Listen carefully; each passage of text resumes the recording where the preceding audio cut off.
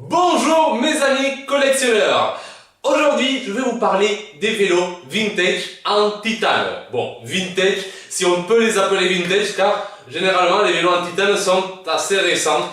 Ils ont principalement apparu, ils se sont développés surtout à partir des années 90, vers le milieu, surtout vers la fin des années 90. En général, on reconnaît les cadres en titane grâce à la couleur particulière de ce matériel, mais aussi en regardant les soudures qui ressemblent à celles de l'aluminium, mais avec des bavures plus rapprochées et plus écrasées.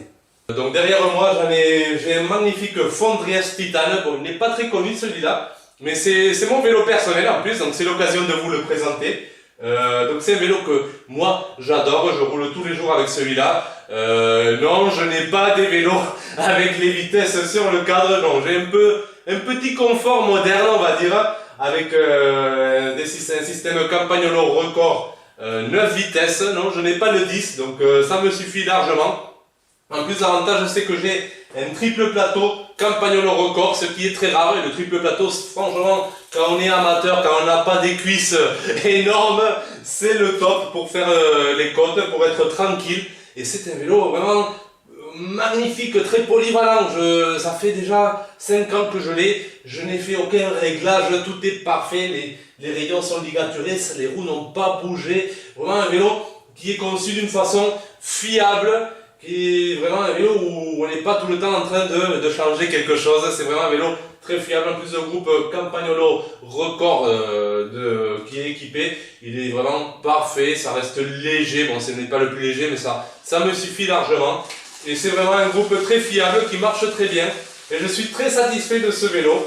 Donc, le titane, l'avantage, c'est que c'est un matériel qui est rigide. Vous avez de la réactivité, de l'explosivité et en même temps confortable. Donc ici, bon, c'est vrai qu'on a une fourche carbone, ça se faisait beaucoup. Hein. On mettait une fourche carbone, encore aussi une fourche courbée, donc ça apporte quand même assez de confort. Donc voilà, en plus c'est un matériel qui va vous durer toute la vie, il va garder les mêmes propriétés, car il faut savoir que l'acier ou l'aluminium, surtout l'aluminium, lorsqu'on roule beaucoup, lorsqu'on fait beaucoup de kilomètres, ils vont devenir très élastiques, très souples et on va perdre toute la puissance. Non, le titane conserve bien ses propriétés, donc normalement c'est vendu comme avec une durée à vie, et donc en gardant les mêmes propriétés. Donc c'est vraiment un vélo à vie. Voilà, je ne suis pas professionnel, je n'ai pas besoin de vélo hyper léger, performance de fou. Ça me suffit très bien pour un usage en ville, en prenant des petits trottoirs et tous les roues Campagnolo Record ligaturées sont parfaites. Le cadre aussi réagit très bien, ça apporte du confort. Donc vraiment, je suis très satisfait par ces vélos en titane. Derrière là-bas au fond vous avez sûrement remarqué le Colnago Titanio. Donc oui, Colnago s'est aussi aventuré dans le titane, mais il faut dire que les vélos Colnago Titane ce n'était pas encore ça, hein, ce n'était pas vraiment leur point fort. Il y a beaucoup de soucis au niveau des soudures, des fois ici ce n'est pas le cas, hein, mais souvent il y a des petites fissures au niveau de la tige, du serrage de la tige de selle, même du jeu de direction. Il y a pas mal de soucis avec ces vélos Colnago. Donc le Colnago Titanio ressemble énormément au Colnago Master.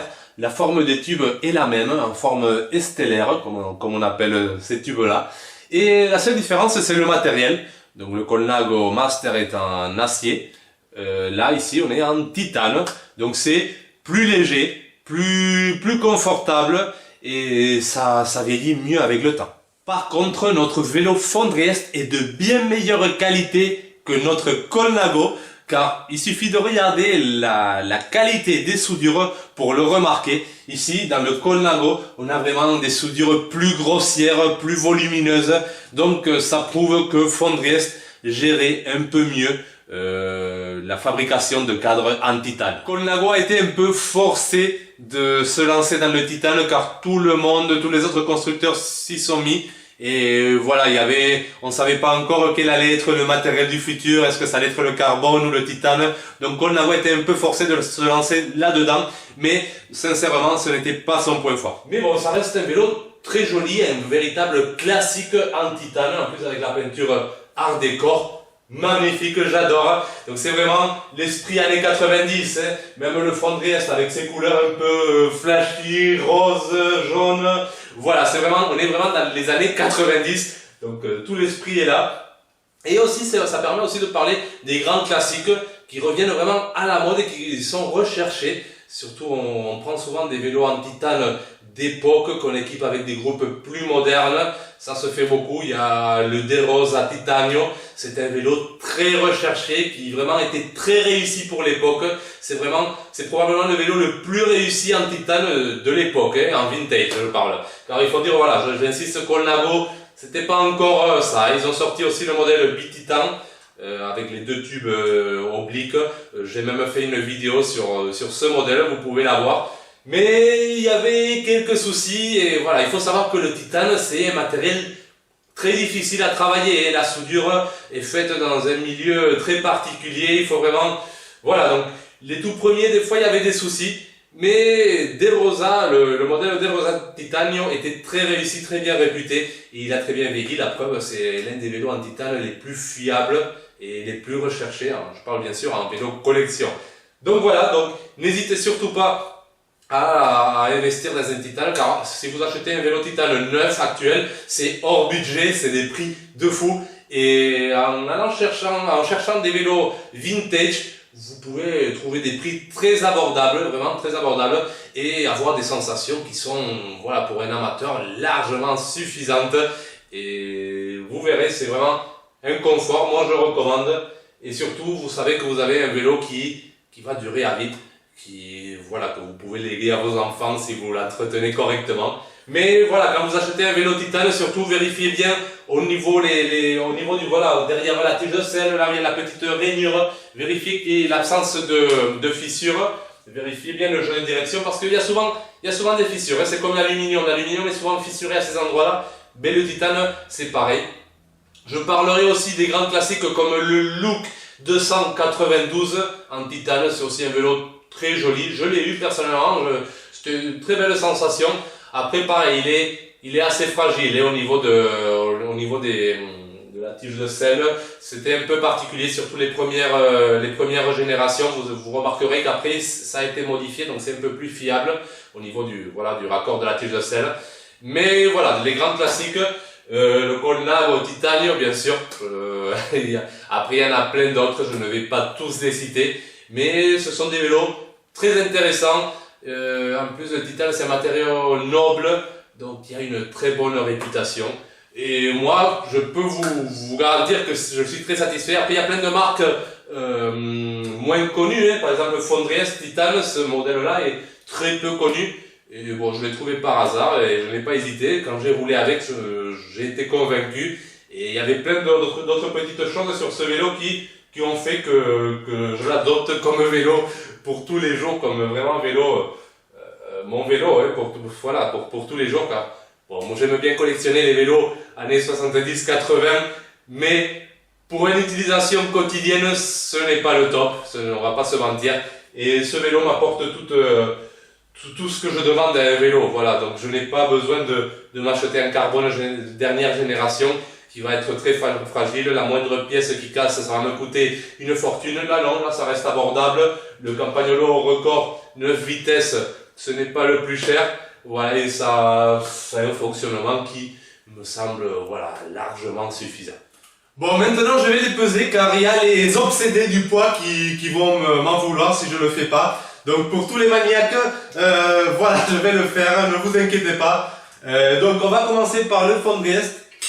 Bon, et après il y a la petite pompe, ma petite sacoche, je vais pas enlever, hein, ça, voilà, on aura un aperçu. Donc c'est mon vélo personnel, comme il est équipé pour... voilà, oups là, voyons. Ah. Allez, c'est parti. Donc lui il fait 8,7 kg. Ça va, franchement ça va, on peut dire 8,5 si j'enlève tous les petits trucs. Donc ça va, un poids très intéressant comme vous voyez. Maintenant on va peser le Colnago. Je pense qu'il est plus léger le Colnago quand même. Niveau titane. Après il n'a pas tous les petits composants, donc je remets à 0. Allez, pesons le Colnago Titanio, ça c'est unique, il n'y a aucune chaîne YouTube vous a fait ça. Hein. Vous lâcher me mettre un like. Hein. Franchement, vous pouvez me mettre des likes. Voilà. Ah mais non. 8,8 kg. 8,8. Bon, mais il est légèrement plus lourd, en sachant que mon fond de reste a aussi la petite pompe, la sacoche. Donc finalement, ça va. Hein, mon fond de reste est vraiment, ça prouve qu'il est de meilleure qualité quand même. Donc je m'attendais, oui, je pensais qu'il était plus léger le Colnago. Après la taille, il est peut-être un peu plus grand, c'est un 55 et le Fondrier c'est un 54. Bon, c'est pas ça qui va changer énormément, qui va faire une grande différence. Mais voilà, bon, c'est à peu près la même chose, on est dans les 8,5 kg pour un vélo en titane d'époque. Bon voilà, je vois certains là qui ont la bave qui coule. Oui, ils sont beaux, je sais, ils sont beaux. Mais maintenant, c'est à vous de jouer. Dites-moi en commentaire lequel de ces deux vous préférez. Est-ce que vous préférez le Fondriest ou le Colnago en titane? Voilà, laissez-moi en commentaire.